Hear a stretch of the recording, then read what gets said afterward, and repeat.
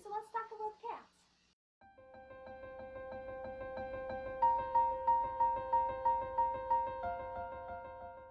Cats have been around since the beginning of recorded history. They were actually domesticated in ancient Egypt 4,000 years ago from the African wildcat. They were useful to the Egyptians because they would hunt vermin that could carry diseases and harm crops. With the cat's help, there was less diseases and death in Egypt, and better harvests meant there was more food for the poor. Cats became sacred to the ancient Egyptians and began to represent life.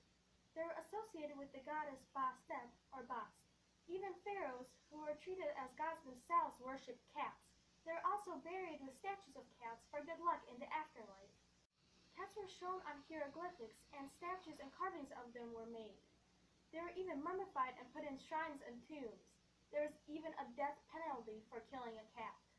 Towards the end of the Egyptian Empire, cats were sold to the Greeks and the Persians. In 500 BC, cats were given to the Emperor of China. The domesticated cats were bred with wildcats in Asia, resulting in breeds such as the Burmese and Siamese.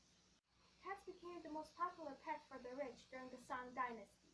Starting with the emperor and all the way to the peasants, cats spread through China's social classes. Later, cats reached China's surrounding countries, including India and Japan. Cats were also brought to Europe. Like the Egyptians, the Romans used cats as pest control, which reduced disease and protected the crops. Cats were brought to England around 100 AD.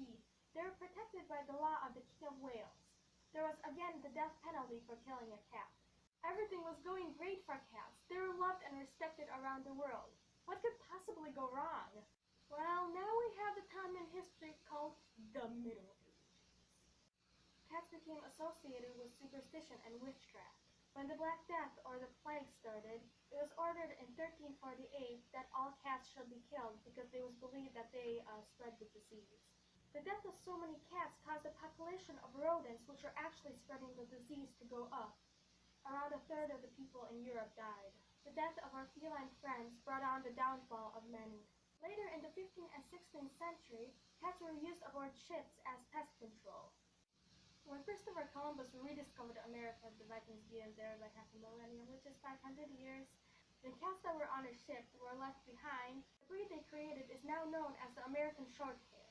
In the 20th century, cats flourished once again. Many people started keeping cats as pets. In the 1990s, cats became more popular than dogs and became the world's most common pet. Today, there are more than 600 million domestic cats around the world, which includes pets, strays, homeless, and feral cats. It's estimated that there are 74 to 96 million pet cats in the United States. Even though cats are still associated with superstition, they have regained their popularity and are loved once again. Cats are not only adorable and fun to play with, but they are also healthy for you. Owning a cat can help reduce stress and improve psychological health. They can reduce feelings of depression, anxiety, and loneliness, and overall negative attitudes, and put their owners in a better mood. Interacting with cats helps lower your blood pressure and reduces risk of heart attack and stroke. So if you celebrate Halloween, or even if you don't, this is a good thing to keep in mind. If you see that cat sitting on the sidewalk, or even crossing the road, don't yell at it or chase it.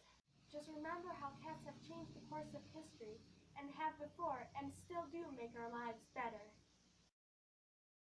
So I hope you enjoyed this video and you learned something new about our adorable kitty friends.